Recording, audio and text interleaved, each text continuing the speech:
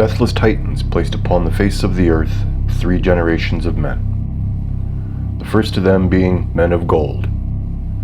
Becoming too close to gods themselves, Cronus ended their time on earth with an eternal sleep.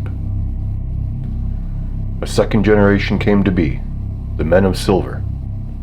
Unwilling to serve the Titans and make sacrifices upon the holy altars, as all men shall do, they were condemned to dwell under the earth for all eternity. Finally, a third generation, the men of bronze, a brazen race, sprung from the ash tree. Terrible and strong are they. Join me as I tell the tale of the men of bronze. This is Dragon's Blood. Beware Brontes. Episode 16. The third day on the road to Azerta is when the rain started. The morning began warm and sunny, and the party broke camp early to cover as much ground as possible. As they traveled, they passed many a caravan from the eastern wildlands, going west with cargo and passengers. Mid-afternoon, the clouds rolled in, temperatures dropped, and a light mist was in the air. The road was lined on either side with dense forest, but was cut back to stop surprise attacks by marauders. Trying to seek refuge along the tree line was dangerous and would have made for slow going. Knowing better than to continue unprepared, they stopped and changed into their rain gear. Not forgetting the horses, tarpaulin was draped over them to keep them dry and warm. Sunisret forgot to bring his rain gear, as usual, but luckily Menkari saved the day by having brought an extra tarpaulin for Merit. Even though she was smaller than the other horses, the tarpaulin fit Sunisret perfectly. Tying it off at the waist and using a bandana to fashion a makeshift hood, Sunisret stood there, looking like a fool, smiling from ear to ear, but a fool that was dry.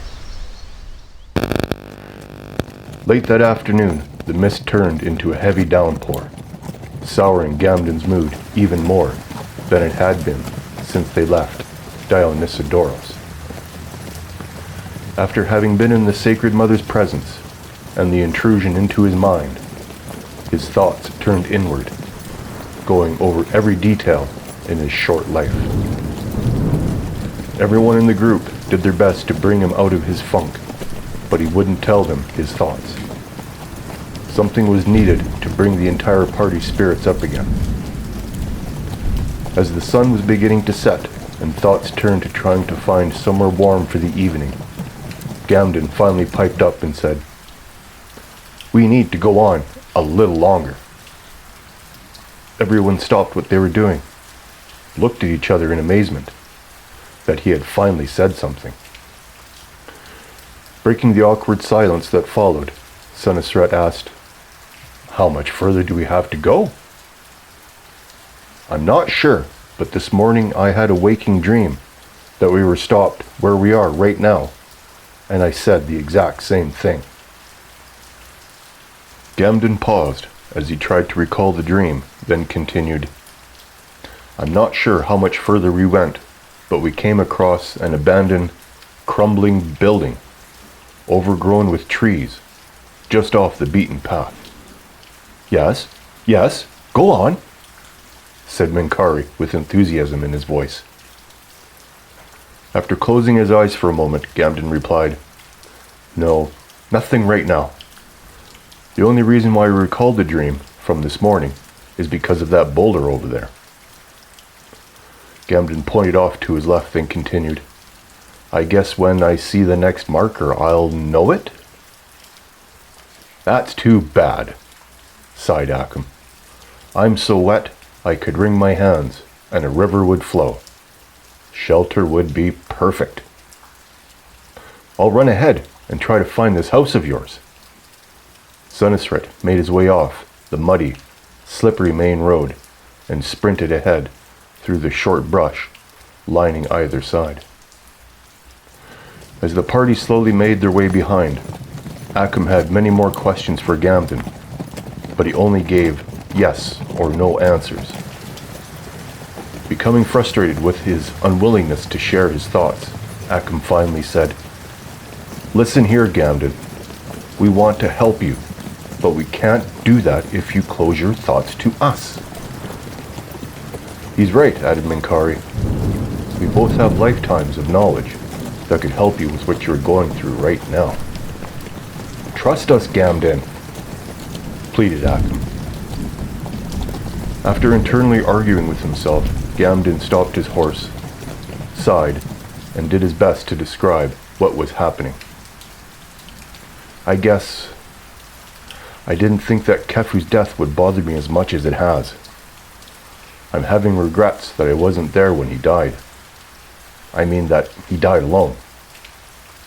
Then when we first met you, Minkari, you said that if you came with us, you would be witness to miraculous events."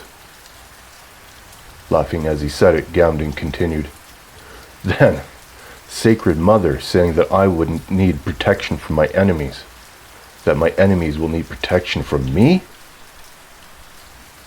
That is a lot to take in all at once." Minkari tried to console him, but Gamden cut him off mid-sentence. "Oh, but that's not all of it." Gamden threw his head back in exasperation, letting the rain fall on his face for a moment, then looked at Minkari and Akim in turn.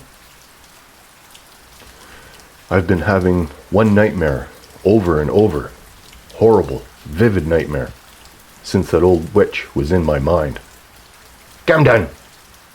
blurted Minkari with a frown on his face. "Don't say things like that."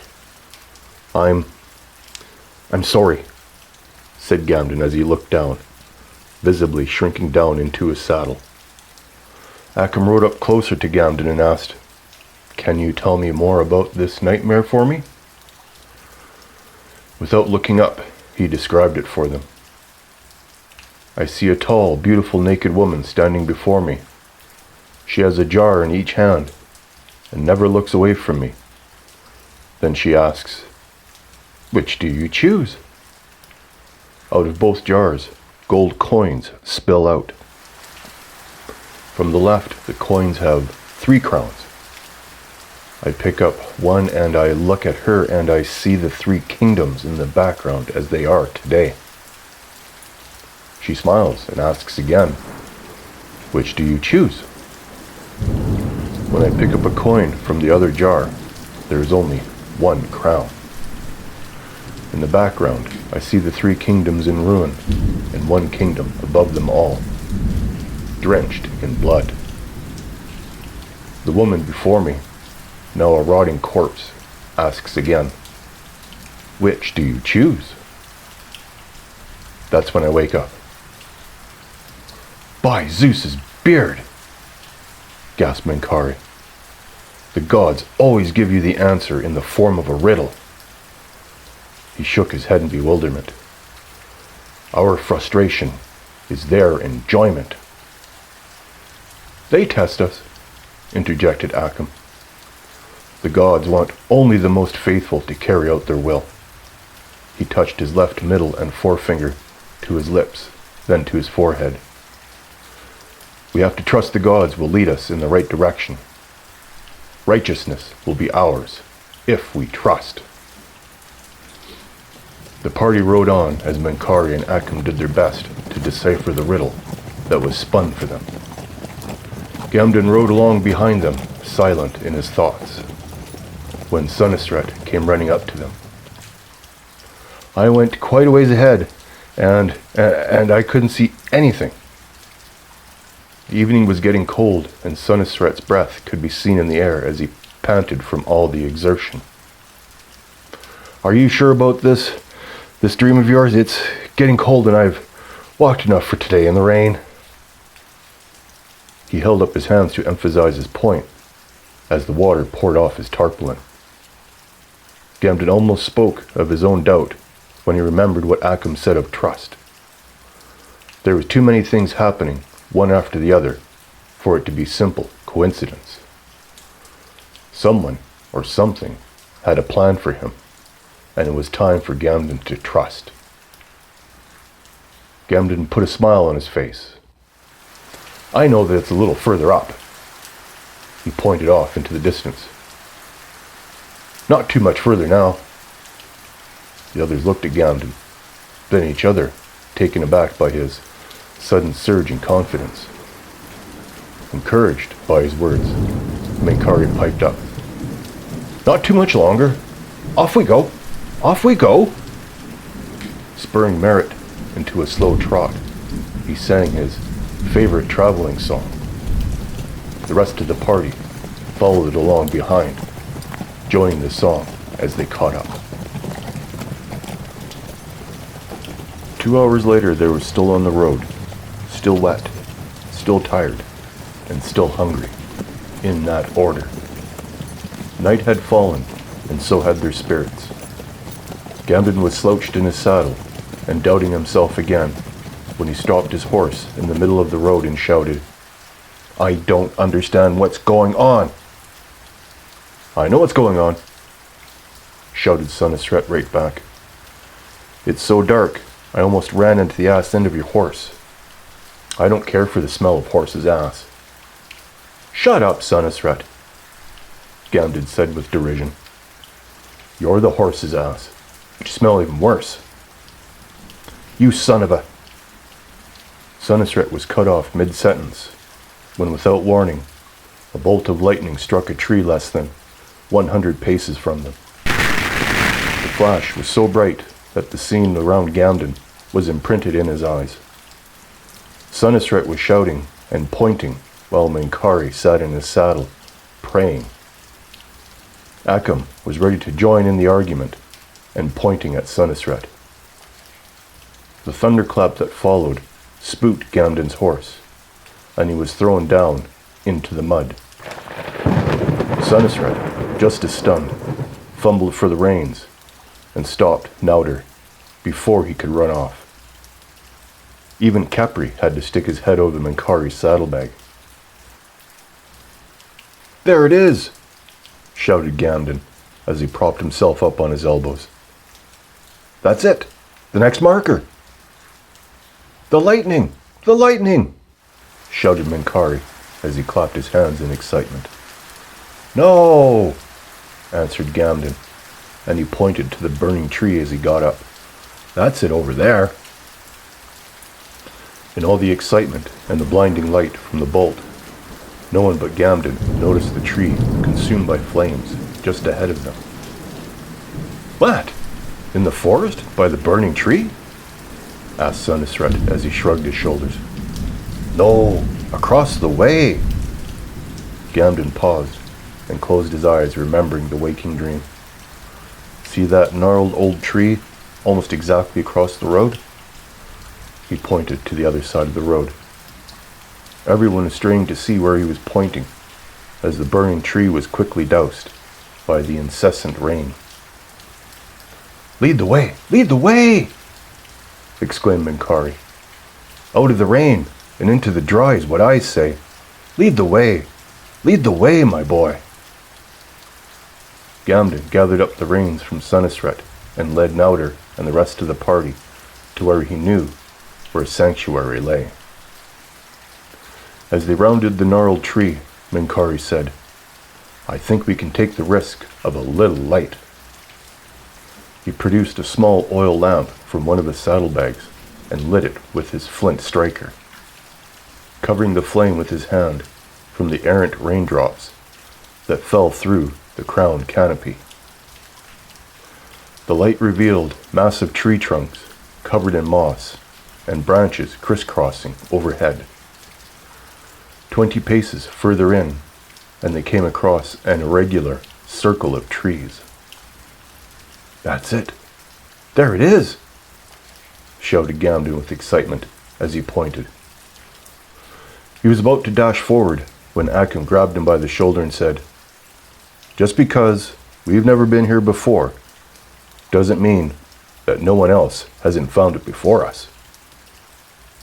Akam inhaled deeply, held it for a moment as he sized up the situation, then said, By the look of things, the building is very old. Gamden, go look for traps. before he traipses in and gets someone hurt. Yeah, you're right, said Gamden as he threw back the hood of his raincoat and scratched his head. I'll take a walk around. He looked up at Ackham, smiled and continued. I was just happy that things were going our way again for a change. I understand, replied Ackham in an understanding voice. This is a dangerous land, and peril lurks in unexpected places. Gamden nodded, then asked Menkari for the lamp. He walked into the tree line and disappeared from view. Only the flickering light of the lamp gave away his position as he moved from one spot to the next. Going around the back of the building, the light faded away completely. Moments later, there was a loud crash, and he shouted, Found one! I'm okay. Be back quick. The lamp flashed back into life as he rounded the corner from behind the building. He walked straight towards them, stopped, went back a few paces, then veered toward the structure. There he stopped for a moment. Then, another loud crash. He came walking out of the tree line and shouted, All clear. He waved them forward. Looks like there's enough room for all. As the party emerged from the verge of trees, a large stone building greeted them. The front wall lay in a heap near them, but the other three walls stood strong. Thick green moss covered almost every surface of the decrepit erection. The second floor was half gone, as well as the roof. Back in the corner was shelter, enough for all the travelers and the horses to stay out of the rain. Gamden went in first to disarm any traps left for soggy interlopers. All manner of small rodent and insect went scurrying in every direction with his intrusion. Each step on the floorboards creaked and groaned as if the building complained with the unwanted company. Making his way to the back corner, he thoroughly looked everything over twice. Satisfied that the room was clear, Gamden shouted, Come on in, let's get a fire going, and out of these wet clothes. Sunisret walked in while Ackham, Menkari dismounted and walked the horses in. Gamden and Sunisret went out one last time to scrounge up some dry wood to start a blaze. Ackham worked on getting the tack off the horses, then gave them a good brushing. When the fire was hot and bright, Menkari moved in closer to the flames, removing his vestment, then hanging them to dry and said, Oh, my poor old bones! I hurt from the tip of my nose to the end of my toes. Ackham walked up from behind and draped a large, warm blanket over his shoulders. Thank you, Ackham. Menkari visibly shivered and burrowed deeper into the folds of the blanket. How I miss my warm bed back at the monastery. With a sigh, he closed his eyes for a quick nap. Making sure that Menkari was taken care of, Ackham started to unbuckle his armor, putting it all off to the side. Stripping out of his soaking wet undergarments revealed a thickly muscled body, covered in scars from a lifetime of combat and service to Athena. Tattoos of sacred symbols and prayers adorn his body. Dropping to his knees before the fire, Ackham raised his hands in the air. Prometheus, thank you for your gift of fire. We are blessed by you and offer ourselves unto you. With a silent prayer, he finished and got dressed in some warm, dry clothes. Gamden had his haversack close by and changed into his dry clothes as well. But Sunisret threw his bag off into the corner when they first entered. He started to walk across the room to collect it when his right foot went through the floorboards.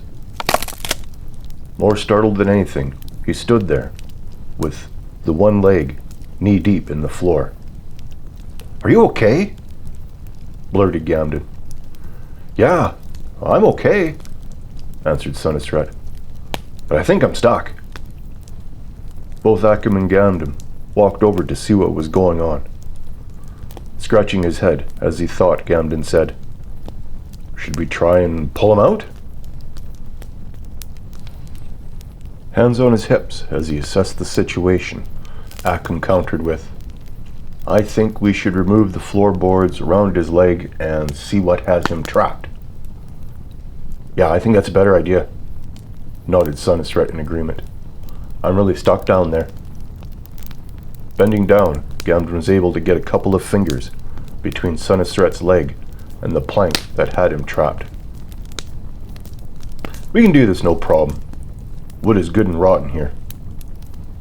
Curiosity rousted Menkari from his slumber, and he tottered over, still wrapped in his blanket, with a torch in his hand, Kepri hot on his heels. When enough of the floorboards were removed, they could see his foot was caught under a root in a hole that was dug into the ground. Being able to see how he was trapped, Sunnisret was able to wriggle his foot out. When Sunnisret extracted his leg, Menkari caught sight of something that reflected the torchlight. "Wait! Wait!" he shouted and pointed. "There's something down there! There's something down there!" Gamden reached in, scratched around the hole. A little further past the root, he felt a small, ornate chest and pulled it out for all to see. "Open it! Open it!" shouted Menkari as he clapped his hands with excitement. "Do it, Gamden! Open it!" goaded Sunnisret. He looked to Akim for assurance and asked, "Should I?" Akim shrugged his shoulders. "It's a mystery, and now we have to solve it. Open it." Gamden looked the chest over thoroughly and couldn't recognize any traps. "Sunnisret, hand me your dagger." With it, the chest was opened quickly. The lid flew open, and a tattered piece of cloth lay inside. Gingerly, Gamden removed it, unfolded it, and found unrecognizable symbols written in charcoal. "This doesn't make any sense." He turned it this way and that, but with no luck. "Menkari, can you read this?" Gamden handed over the textile. "Yes, I can read this. I can read this. Grant me a few moments to focus my mind and recall the memories." Even though he was thrilled with the new mystery, years of training his mind brought it to focus in mere seconds. Menkari sat cross-legged, palms down on his knees, all while still in his warm blanket. Breathing deeply through his nose, he kept his eyelids closed, but his eyes darted to and fro as if he was back in his library, searching shelf after shelf in his mind for the right book. He opened his eyes and was greeted by everyone staring intently at him. "It's a secret code! The paladins of old used it for their secret correspondence." Menkari looked up at everyone with a big smile and continued, "I'm so excited. Nothing like this has ever happened to me. Look at me. I'm shaking. I'm shaking. Read it!" Everyone shouted at once for Menkari to continue. He placed the cloth on the floor for everyone to see. Even Kepri came back to see what all the commotion was about. Menkari read it aloud. "I am Istaspis, squire to Paladin Pharnabazus." Menkari inhaled deeply, with surprise, and placed his hand over his mouth. "No one knows what happened to Pharnabazus. He disappeared while trying to deliver a treaty to the Eastern Khans." Menkari continued to read from the cloth. "We were waylaid by brigands. My master believes that they acted under Khan Biagio's orders. having left nearly 5 hours to dispatch the last of the outlaws. He has yet to return. I fear the worst. In this chest, I leave the signet ring of Farnabaz's family. Gamden fumbled around in the chest, then revealed a gold ring with a family crest. Being told to return the ring to Menace, I disobey my master. I cannot, with a clear conscience, leave him in this forlorn land. To whom finds this note and is true of heart, return the ring and let his family know that he did not die alone. My doom awaits me out there. I face it with my eyes wide open. Everyone sat in silence for a moment, amazed in what was declared. Gamden was the first to speak.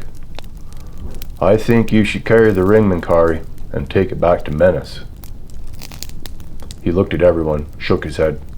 Oh no, I can't do that. I agree with Gamden, nodded Akim as he continued. If he takes it back, they will only see a thief looking for money, and I have no time for royalty. But a cleric of Hermes, trust is implied with the position. You must be the one to return the ring. Hey, what about me? Ejaculated Sunisret. Gamden laughed out loud and replied, You would ransom the ring for your weight in wine. I like the sound of that. Everyone laughed with Sunisret, and their attention turned back to the fire, supper, and sleep. Look for episode 17 of Dragon's Blood, Beware Brontes, on YouTube.